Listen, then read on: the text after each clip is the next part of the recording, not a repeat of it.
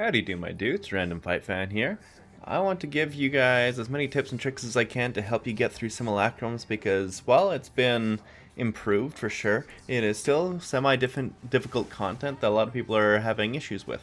And I do have a video that I put out last league that still holds true regarding a bunch of basic tips and tricks that will are the gods for clearing simulacrum, so like needing big AoEs and using elemental ailments for defensive layers like freeze and electrocute, and all those are kind of put into place with this one as well. But I'm wanting to give specifically with regards to what's new this season, specifically spears, because spears are new, and the tips and tricks that I found there. So we're going to go through 3 different types of builds. One with using my build with lightning spear and Wind Serpent's Fury and all that, but what's actually super helpful. But then there's also going to be the tips for using twisters and Whirling Slash, and also thanks to some lovely members of my community. Shout out to Average Zoo and Mace Raider, that they gave me some really big tips for bleed bleed spear builds, and I want to bring that to you and show you exactly how to make Sims feel like absolute easy mode. I got a video showing this proof of concept, as yeah, this actually does make Sims quite easy. And it's not, obviously you need the gear to go through and do it, but as long as you follow the ideas in place, it will make your Sims go by a lot easier. So first things first, when it comes to Sims, you're going to be relying almost entirely on Lightning Spear for clearing, for the Lightning Spear build, but you could also use either Stormlance or Wind Serpents when it comes to bosses. But when you get your damage up to a certain point, you don't need to worry about them. The main thing you need to worry about when it comes to Sims is getting swarmed immediately. And so what you're going to be doing with that is building defensive layers that keep enemies away from you. And my favorite defensive layer is to put on Cast on Critical with Frost Walls. Frost Walls with Spell Cascade is absolutely beautiful versus Simulacrum encounters. This here keeps them in a corner, keeps them backed away so often that honestly, yeah, like this more than doubles your survivability. On top of having something like Freeze Ire for you not getting hit, the fact that Frost Walls just make it so fewer things are hitting you and the mobs go and attack the Frost Walls, like this here is absolutely ridiculously good, and I recommend almost any build, if you can put it on, put Frost Walls on your cast on whatever that works in Sims and blitz through it. And the second thing is, for a defensive layer, is obviously getting freezes off. You will get freezes off extremely consistently unless it's a high delirious wave with high ailment resistance, and if that happens, then your Herald of Thunder with all the ways for Embitter to give you extra cold damage with the Glaciation Freeze build-up will not work, but it's still extremely good and useful to have, and I suggest getting it in place regardless. Herald of Thunder, with the freezes and the extra damage it provides from Lightning Spear, is a huge defensive and offensive layer, and I would suggest putting it in any way that you can. If you need the extra spirit, like using the chicken leg and Beacon of Aziz will get you enough spirit to run Trinity and Combat Frenzy, Cast on Critical, Wind Dancer, Herald of Thunder, only if you have a corrupted spirit helmet. But if you don't have the spirit for that, you can drop Cast on Critical for specifically Elemental Invocation or Cast on Freeze. Both of them are only 60 spirit, and you can rock those in Sims no problem. That is a swap, but it works very, very well. Third is definitely Wind Dancer. Wind Dancer is incredible. You're going to want Unbreakable on there if you can, for making it less likely that you get stunned. Pin is whatever, but Energy Barrier is fantastic. And then some other ones that are ridiculously good are Reach, because it's an AoE hit. The less accuracy rating does not actually matter. And then also you can put in Magnified Effect as well to get even more area of effect. So in the odd chances that you do get hit, it clears the entire screen with Wind Dancer. It is fantastically powerful. Now when it comes to Whirling Slash and Twister builds, this one here is a lot easier to run Sims with. It's basically designed to work with Sims. They clear the screen so well. Before the waves, what you want to do is build up your Whirling Slash and have a pre-frenzy charged barrage going off, so you can toss out the twisters immediately when you press the wave, so it's blitzing all the mobs instantly, and then you're going to be building up your frenzy charges as fast as you can with your cast on crits giving you sniper's mark, and your combat frenzy freezing targets or electrocuting, whatever method you're using. You definitely want to be able to take advantage of prepping your damage between waves. There is some really special tech that I like with Whirling Slash and Twisters, so that you don't need to use the boots that give you Burning Ground or Shocking Ground. And that is, if you have on your cast on whatever skill, your meta skill, you can put in a curse with Burning Inscription. And what Burning Inscription does is, it's kind of confusing how it's written. It says, supports any skill which creates runic inscriptions when cast, causing those runic inscriptions to trigger Burning Inscription, yada yada yada. The short version is, it makes Burning Ground when you cast a curse or Profane Ritual on the ground. So Profane Ritual obviously doesn't work, but Temp Chains and Enfeeble does.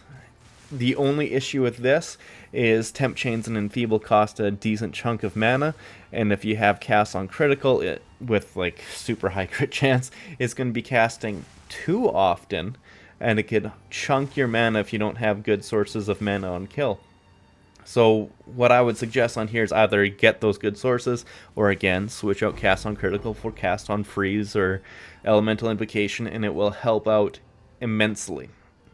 And you'll have all these sources of Burning Ground on the gear that allows you to have better gear for you, not actually needing to worry about slotting in a little bit unoptimal uniques that help you a lot.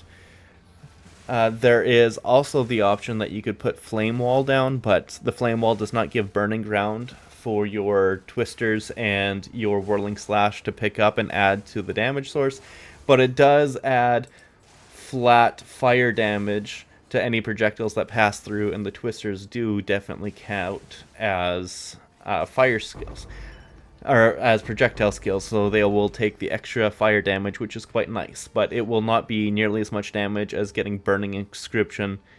But obviously if you wanted the shocks instead, you could use the shock ground boots, but I feel like this here is better for defensives, because again, the thing you need to worry about in Sims is big AoE damage and survivability. Nothing else really matters. I would 100% recommend still using Wind Dancer and Herald of Thunder in the Twister build, because Herald of Thunder is just so insanely strong for clearing and helps you keep your frenzy charges up, and it's basically essential for Sims with how powerful it is. It massively improves your clear and your consistency. I would 100% suggest keeping it.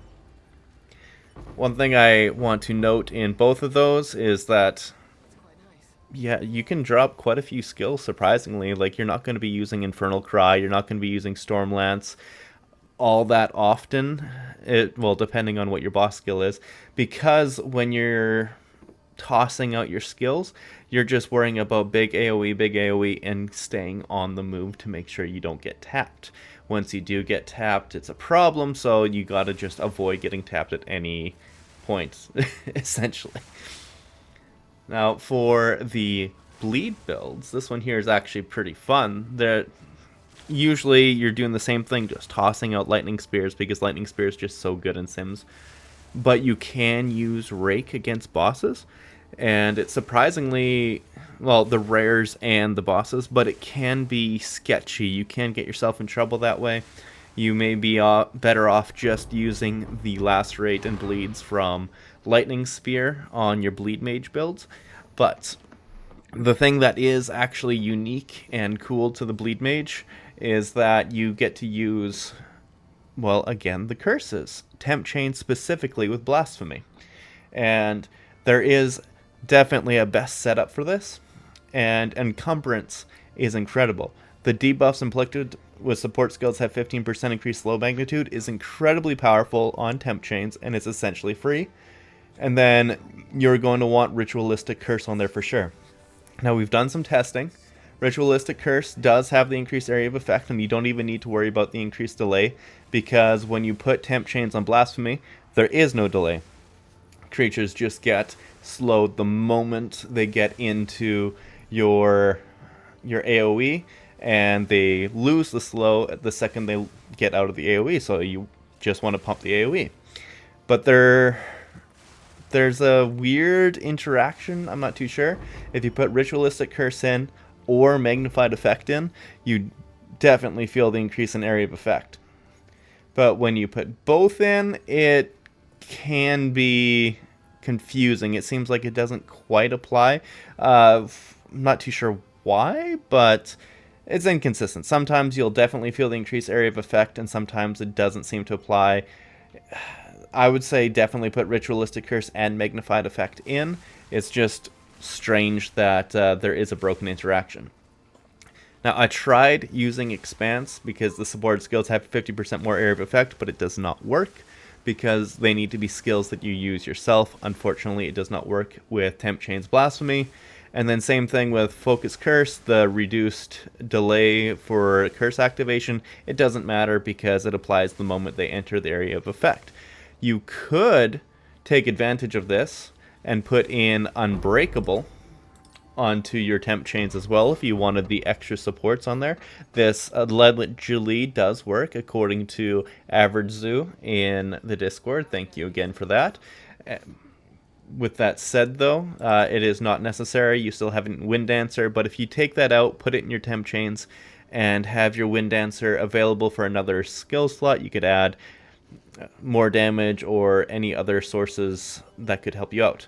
One thing that I would definitely recommend, though, is on your Blood Hunt, remove Hourglass, because you don't want the reduced amount of times that you can use a skill in Sims. You're going to be snappy, needing it as fast as possible whenever you need it. So drop Hourglass from Blood Hunt, and that will help you out greatly. You're not one-shotting mobs. I mean, you are one-shotting mobs, but there's just too many at times that you will need Hourglass available to you. Some other random tidbits. I know I have a video out showing how you can maximize Trinity by putting Bone Cage in and using any source of extra damage as fire to pump your Trinity, and then using Herald of Thunder and Lightning Spear to get max Trinity by doing lightning on your Herald of Thunder, lightning on your Lightning Spear, cold on your Herald of Thunder because you convert it, and then fire with your Bone Cage, and it feels very good and smooth, and it does work in Simulacrums, but I do not recommend using it over Frostwells. And if you have Frostwells and Bone Cage and Sniper's Mark on your cast on critical, it is such a high mana cost that it will be extremely difficult for you to maintain. Now, with all that said, I feel like this should help you out greatly when it comes to doing your Sims. If you go to refer to my video from last week, there will be more tips and tricks on there that will also give some more insight to other builds, but I wanted to go Spear specifically, and since the vast majority of people here are using Spears, I feel like that was the right choice to make. And now for another general tip of how to stay alive. The name of the game in Simulacrums is mobility. Just keep moving, don't let things hit you, and you will be fine. Now, with that said, I hope this helps you out greatly. Thank you again, my dudes, for coming by. Enjoy the hell out of you. Like and sub the video if you enjoyed the content, and if you didn't out, either way, appreciate y'all. See you later.